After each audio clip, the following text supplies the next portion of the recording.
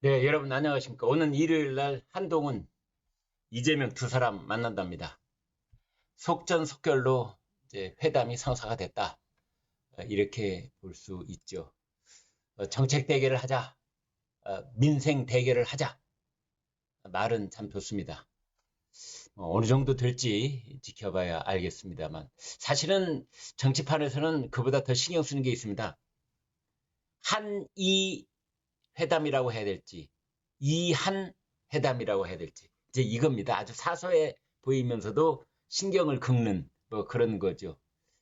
여당 야당 순서로 하면은 한동훈 이재명 회담이고요.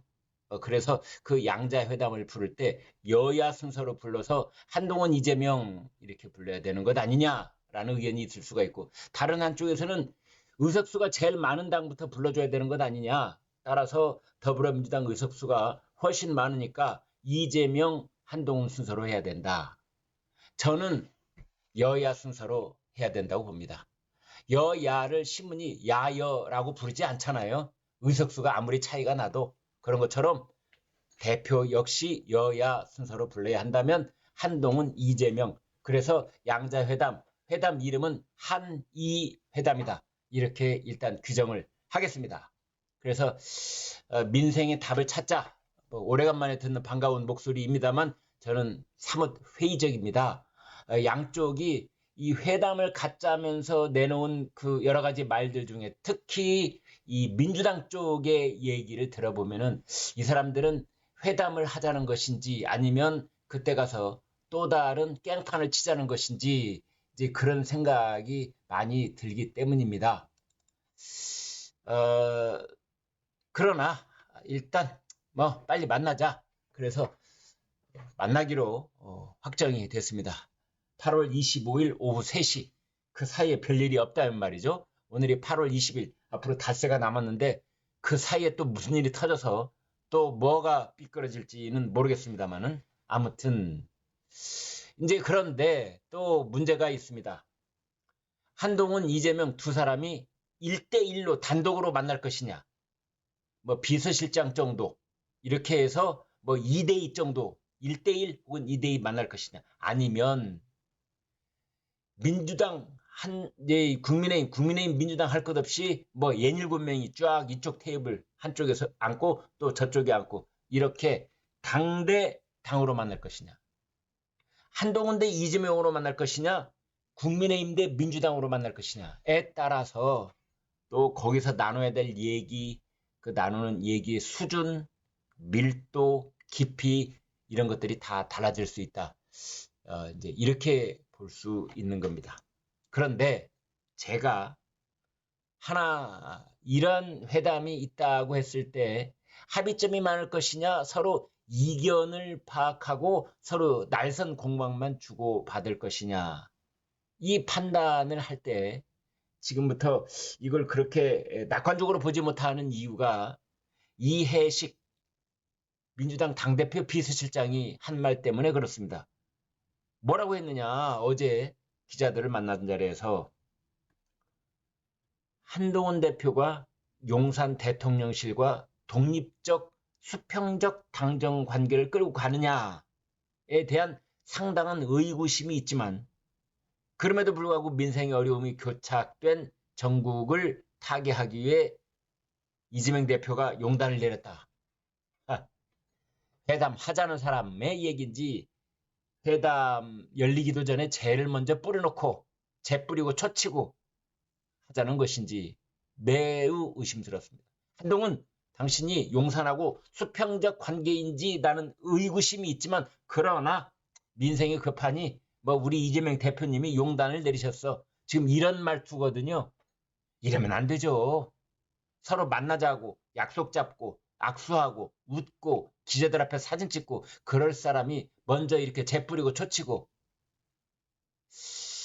그러면서 은근슬쩍 윤한 갈등을 툭 찌르고 건드리고 이렇게 넘어가는 겁니다.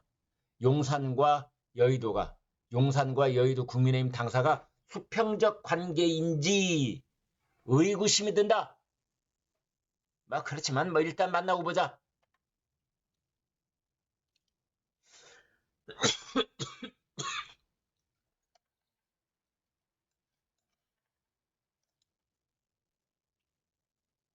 네.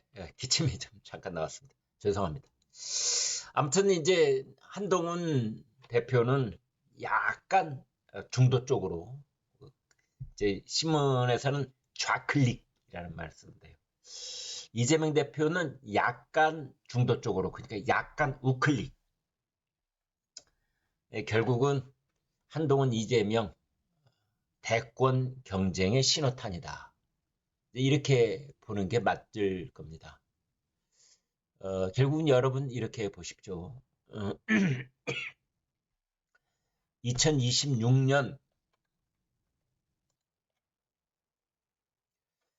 2026년 가을쯤에 여야 대권 후보는 어떤 얼굴로 좁혀져 있을까요? 2027년 1월, 2월 이때쯤 여당의 최종 대권 후보, 야당의 최종 대권 후보 어떤 얼굴일 거라고 여러분 예상을 하십니까? 내가 2년 뒤를 어떻게 알아? 이런 입장이세요? 아니, 내가 알지. 국민의힘은 한동훈 아마 확정 지을 거야. 한동훈 말고 다른 얼굴을 떠올릴 수가 없어. 그런데 이제 야당 쪽에서는 이재명일까? 조국일까? 김경수일까? 김동연일까? 누구일까? 이제 이렇게들 얘기가 되는 거라고 저는 보는 겁니다. 국민의힘 쪽에서는 한동훈 혹은 오세훈? 저는 그렇게 봅니다. 다른 사람들은 가령 안철수, 뭐 홍준표, 나경원 누가 될지 모르죠. 제가 뭐 목숨까지 걸지는 않겠습니다만 그러나 지난 오랜 세월 정치판을 계속해서 시사 문제를 뭐 TV 토론 진행도 하고 이런 유튜브 방송도 하고 그다음에 논설위원실에서 토론하는 과정 이제 이런 것을 겪으면서 제가 한 가지 갖게 된 그 신념 비슷한 생각은 있습니다. 국민들의 여망이 모여 있는 그 사람, 큰 이변이 없는 한 그 사람이 결국은 대권 주자가 되더라고요. 현재 국민의힘 쪽의 여망은 딱 한 사람 그렇습니다. 한동훈에게 압도적으로 모여 있습니다. 이게 몇 차례 반복되고 있는 겁니다. 비대위원장을 맡은 이후로 그다음에 총선 과정, 총선을 아깝게 뭐 지기는 했습니다만 총선 과정 그리고 당 대표를 선출하는 과정 속에 당심, 민심 다 포함해서 전체적인 분위기는 한동훈 쪽에 이렇게 국민의힘을 지지하는 그런 일반 여론과 중도층과 또 국민의힘의 그 충성스러운 이 당원들, 지지자들 그 모든 걸 포괄했을 때 그쪽의 여망은 한동훈이라는 사람에게 모여 있습니다. 한동훈에 대해서 뭐 100% 전폭 지지를 하든 뭐 부분적으로 걱정을 하든 그것과 상관없이 전체적인 것이 모여 있다. 저는 이렇게 봅니다. 그런데 더불어민주당 쪽에서는 지금 이번 전당대회를 치르면서 뭐 이재명 후보가 85.4% 압도적인 지지율로 당대표 일극 체제, 유일 체제, 뭐 단일 체제 이렇게 등극을 한 것 같지만 저는 이건 매우 모래 위의 성 같아서 이제 올 가을에 어떻게 될지 모른다. 사법 리스크가 현실화될 경우에 어떻게 될지 모른다. 그래서 지금 은인자 중 호시탐탐 플랜 B 일 경우에 어떻게 할 것인지를 노리는 선수들이 많을 것이다. 이렇게 볼 수 있는 겁니다. 그래서 이번에 8월 25일 이제 한동훈, 이재명 그 만나는 자리는 저는 이재명의 시험대가 아니라 한동훈의 시험대다. 한동훈이 어떤 그 정치적인 능력을 보일 수 있느냐 이 문제라고 저는 봅니다.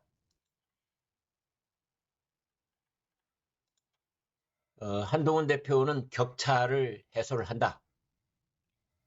뭐 이재명 대표는 성장, 경제 성장 여기에 이제 중점을 두어보면서 방향을 틀었는데 한동훈 대표는 뭐 분배 쪽에 성장보다는 분배 쪽에 어젠다를 꺼내 들고 있다 이렇게 볼 수 있습니다.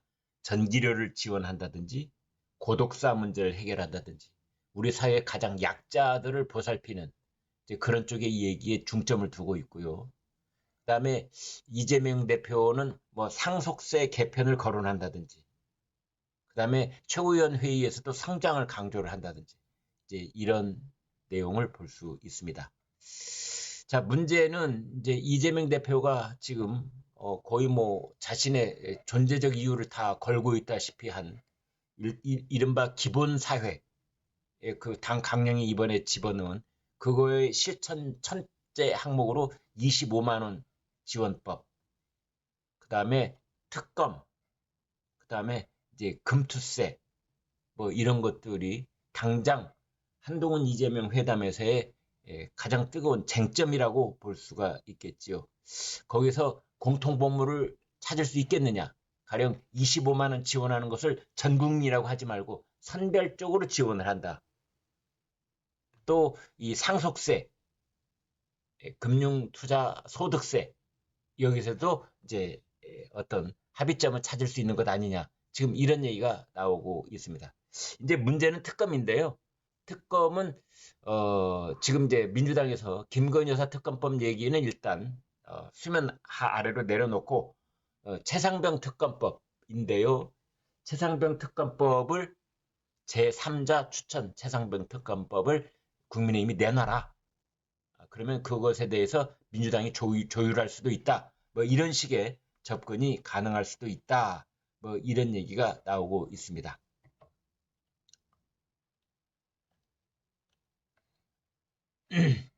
그런데 여기 또 하나 볼 수 있습니다.